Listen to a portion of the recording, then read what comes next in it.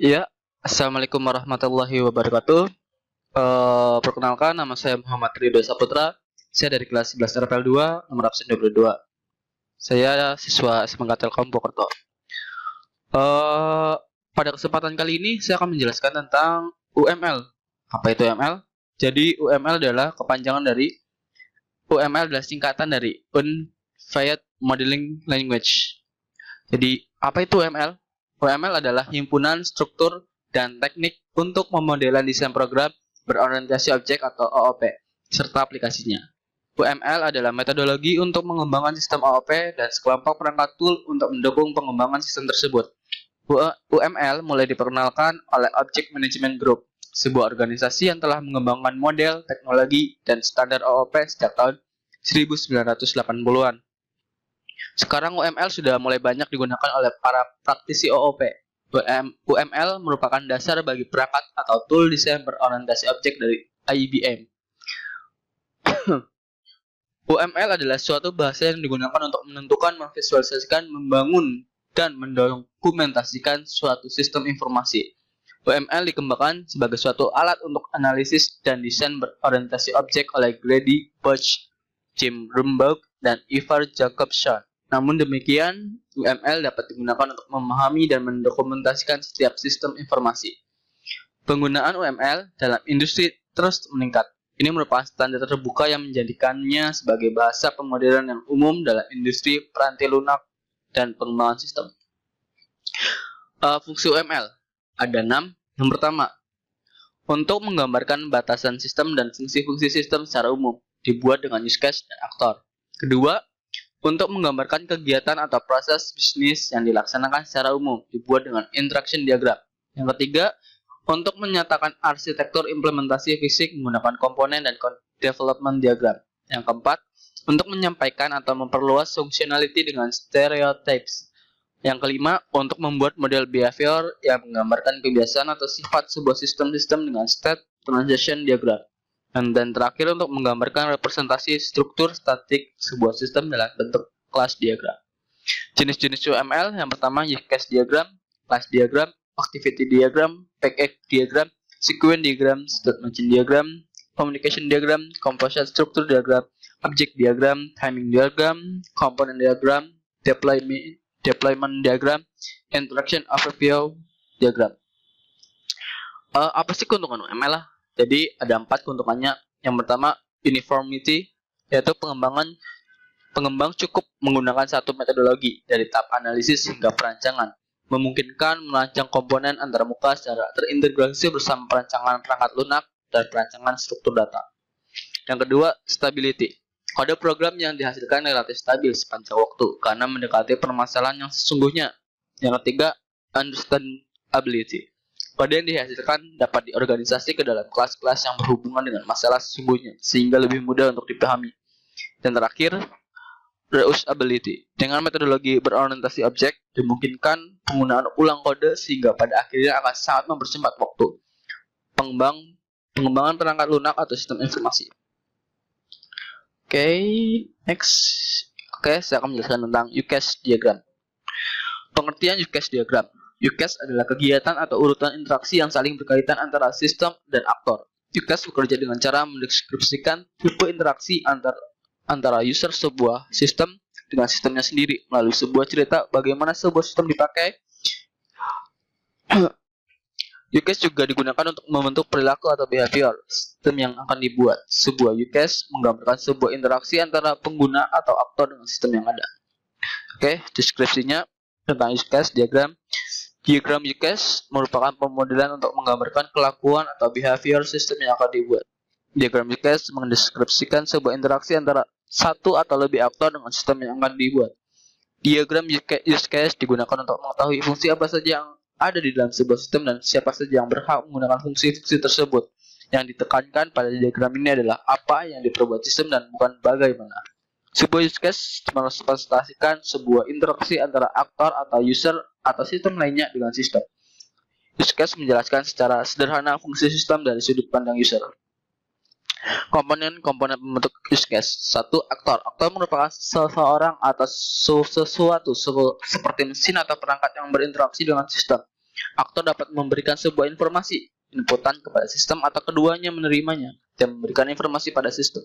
Aktor hanya berinteraksi dengan use case, akan tetapi tidak memiliki kontrol atau atas use case.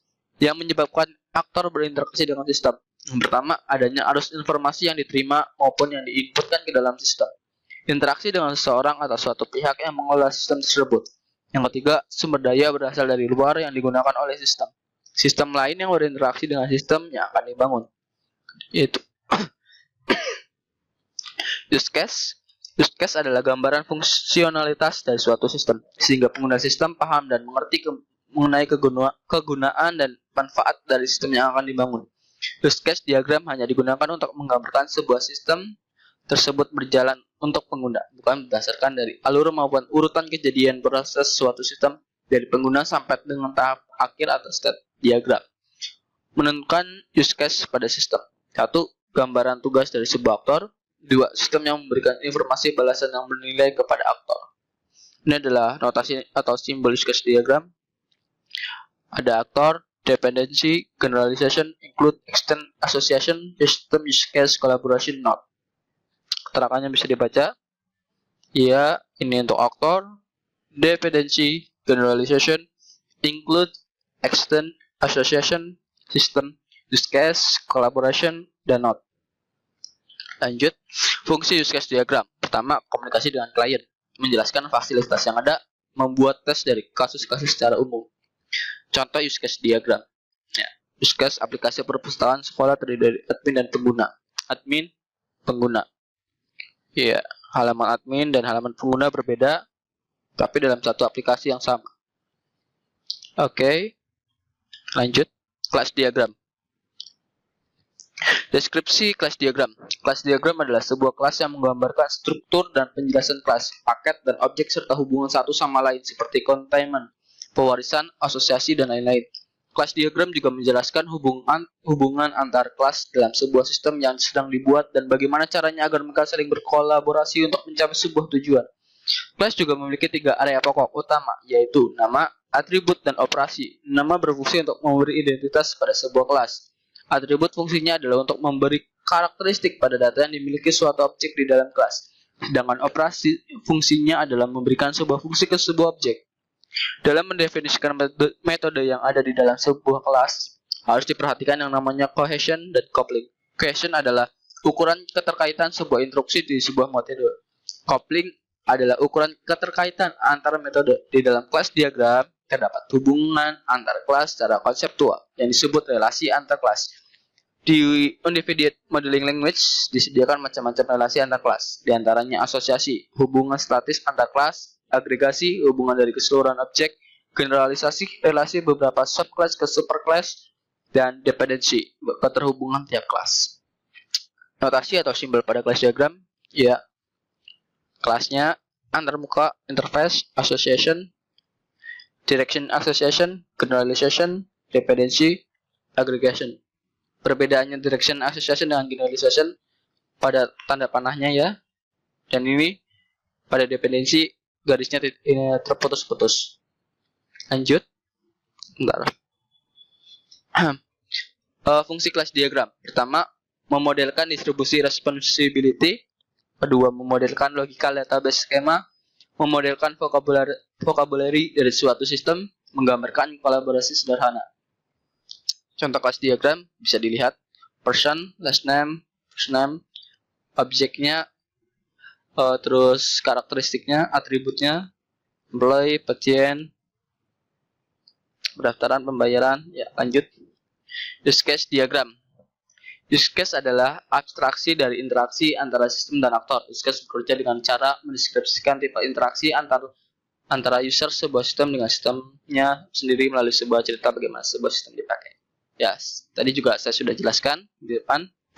Ini contohnya lagi, sistem, dependency, aktor, association. Ya, activity diagram. Activity diagram dapat digunakan untuk alur kerja model, use case individual, atau logika keputusan yang terkandung dalam metode individual. Activity diagram juga menyediakan pendekatan untuk proses pemodelan paralel. Pada dasarnya, diagram aktivitas canggih dan merupakan diagram aliran data yang terbaru. Secara teknis, diagram aktivitas menggabungkan ide-ide proses pemodelan dengan teknik yang berbeda, termasuk model acara, stage chart, dan patronage. Wah, ini ada contohnya, tapi kurang jelas ya, maaf. Tapi bisa dilihat, ini ATM machine, bank, customer. Ada hubungannya antara ketiga ini. Customer memasukkan kartu, memasukkan PIN, dicek, di authorize. Ada discussion di sini, apakah valid atau tidak valid. Kalau valid, masukkan jumlah amount. Kalau jika tidak, ke sini di marge. Lanjut. Ketiga, package diagram. Package diagram utamanya digunakan untuk mengelompokkan elemen diagram UML yang berlainan secara bersama-sama ke dalam tingkat pembangunan yang lebih tinggi, yaitu berupa sebuah paket. Diagram paket pada dasarnya adalah diagram kelas yang hanya menampilkan paket di samping kelas dan hubungan ketergantungan di samping hubungan kelas yang ditampilkan pada diagram kelas. Ini adalah contohnya: student, financial administrator, schedule. Ya, package dijadikan satu. Keempat, state diagram. State diagram menggambarkan urutan keadaan yang dilalui oleh objek dalam suatu kelas karena suatu kejadian menyebabkan suatu perpindahan aktivitas atau state.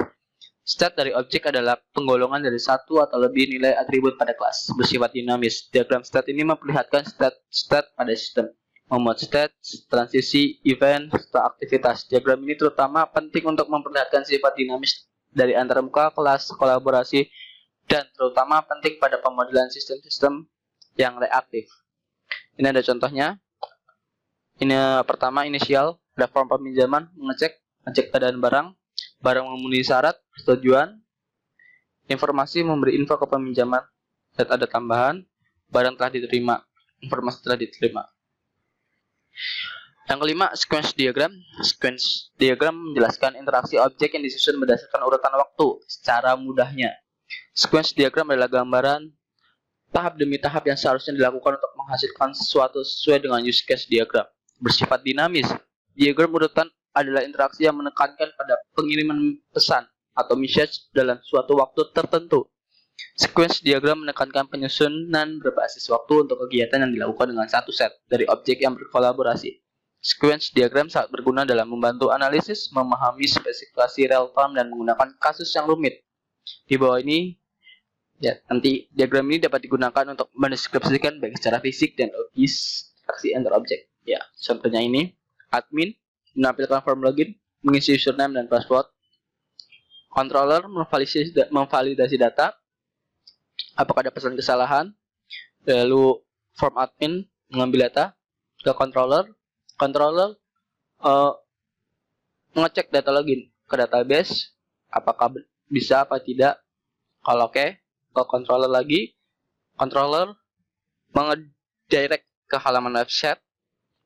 Ya, lalu admin yang mengelola data kembali ke halaman utama, logout. 6. Class diagram. Class adalah deskripsi kelompok objek-objek dengan properti, perilaku, atau operasi dan relasi yang sama. Sehingga dengan adanya class diagram dapat memberikan pandangan global atas sebuah sistem. Hal tersebut tercermin dari kelas-kelas yang ada dan relasinya satu dengan yang lainnya. Sebuah sistem biasanya mempunyai beberapa kelas diagram. Kelas diagram sangat membantu dalam visualisasi struktur kelas dari suatu sistem. Bersifat statis, diagram ini memperlihatkan himpunan kelas-kelas, antarmuka, kolaborasi-kolaborasi, serta relasi-relasi. Diagram ini umum dijumpai pada pemodelan sistem berorientasi objek. Kelas diagram berfungsi untuk menjelaskan tipe dari objek sistem dan hubungannya dengan objek yang lain. Objek adalah nilai tertentu dari sebuah atribut kelas entity. Pada penggambaran kelas diagram ada dikenal dengan kelas analisis, yaitu kelas berstereotype, tapi yang biasanya dipakai adalah kelas diagram tanpa stereotype. Ya, ini contoh dari kelas diagram. Kelas, dibikin kelas. Oke, lanjut. Communication diagram. Communication diagram menggambarkan interaksi antar objek seperti sequence diagram, tetapi lebih menekankan pada peran masing-masing objek. Setiap message memiliki sequence number, di mana message dari level tertinggi memiliki nomor 1. Diagram membawa informasi yang sama dengan diagram sequence, tetapi lebih memusatkan atau memfokuskan pada kegiatan objek dari waktu pesan itu dikirimkan. Ya, ini adalah contoh dari communication diagram. Simple. Aktornya mahasiswa memilih mata kuliah praktikum, mengklik submit, ya, mengirim jumlah matkul yang dipilih, kontrol pendaftaran, cek pilihan, entity user, select ke database, kembalikan pilihan ke controller, informasi hasil matkul yang dipilih, menampilkan informasi jumlah pembayaran dan PIN aktivasi. Selanjutnya composite struktur diagram. Diagram struktur komposit adalah diagram yang menunjukkan struktur internal classifier, termasuk poin interaksinya ke bagian lain dari sistem. Hal ini menunjukkan konfigurasi dan hubungan bagian yang bersama-sama melakukan perilaku classifier. Diagram struktur komposit merupakan jenis diagram struktur yang statis dalam UML, yang menggambarkan struktur, internal class, dan kolaborasi. Ini adalah contohnya, contoh komposit struktur diagram. Mobil, ya, roda, steering system, transmission, engine. Lanjut. Oke. Objek diagram. Objek diagram merupakan sebuah gambaran tentang objek-objek dalam sebuah sistem pada satu titik waktu, karena lebih menonjolkan perintah-perintah daripada kelas. Objek diagram lebih sering disebut sebagai sebuah diagram perintah. Objek diagram sangat mirip dengan diagram kelas. Perbedaan utama adalah bahwa diagram objek menggambarkan objek dan hubungan mereka. Tujuan utama dari diagram objek adalah untuk memungkinkan analisis untuk mengungkap rincian tambahan kelas. Dalam beberapa kasus, pernyataan variabel dari sebuah kelas diagram dapat membantu pengguna atau analis dalam menemukan atribut tambahan yang relevan, hubungan atau operasi, atau mungkin menemukan bahwa beberapa atribut, hubungan atau operasi yang salah tempat.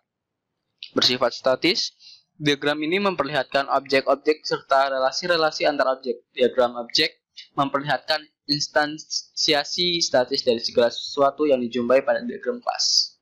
Ini adalah contohnya. Ada database kamar, database pelanggan, jadi satu, pemesanan, resepsionis. Ya, maaf, kurang jelas ya. Pembayaran, kredit atau tunai. Ya, lanjut. Timing diagram. Memperlihatkan interaksi ketika tujuan utama diagram adalah waktu, menggambarkan perubahan dalam state atau kondisi dari pengelompokan, instance, atau tugas berlebihan. Biasanya dipakai untuk memperlihatkan perubahan dalam state objek berlebihan dan merespon ke external events. Dipakai untuk memperlihatkan perilaku dari sebuah atau beberapa objek melalui periode waktu. Ada dua jenis timing diagram, yaitu satu, concise atau simple notation, dipakai untuk mengeksplorasi sebuah atau beberapa objek melalui periode waktu. Yang kedua, robust notation. Susah ya. Robust notation. Ini adalah contohnya. Timing diagram sangat susah sekali. Saya juga bingung. Tapi ini tetap berhubungan dengan waktu. Selanjutnya, komponen diagram. Diagram ini bila dikombinasikan dengan diagram penyebaran dapat digunakan untuk menggambarkan distribusi fisik dari modul perangkat lunak melalui jaringan. Misalnya, ketika merancang sistem client server, hal ini berguna untuk menunjukkan mana kelas atau pakai kelas akan berada pada node client dan mana yang akan berada di server. Diagram komponen juga dapat berguna dalam merancang dan mengembangkan sistem berbasis komponen, karena berfokus pada analisis sistem berorientasi objek dan desain. Ini adalah contohnya. Menu utama, application, perpustakaan, ya, peminjaman, anggota, pengembalian, buka, ya, ke sini. Ya, oke, lanjut. Deployment diagram. Deployment diagram menggambarkan detail bagaimana komponen dideploy dalam infrastruktur sistem, di mana komponen akan terletak pada mesin, server, atau piranti kelas. Bagaimana kemampuan jaringan pada lokasi tersebut, spesifikasi server, dan hal-hal yang lain bersifat fisikal. Hubungan antar node, misalnya TCP atau IP, dan requirement dapat didefinisikan dalam diagram ini. Ini adalah contoh deployment diagram. Customer, teman client, application server, teman data server. Selanjutnya, interaction overview diagram. Interaction overview diagram adalah cangkolan secara bersama antara activity diagram dengan sequence diagram. Interaction overview diagram dapat dianggap sebagai activity diagram di mana semua aktivitas diganti dengan sedikit sequence diagram, atau bisa juga dianggap sebagai sequence diagram yang dirincikan dengan notasi activity diagram yang digunakan untuk menunjukkan aliran pengawasan. Ya, ini adalah contohnya. Select seminar, determine eligibility, not eligible, selesai. Jika determine set eligibility, set available, enroll untuk seminar. Jika tidak ada, add to waiting list. Oke. Ya, sekian dari saya.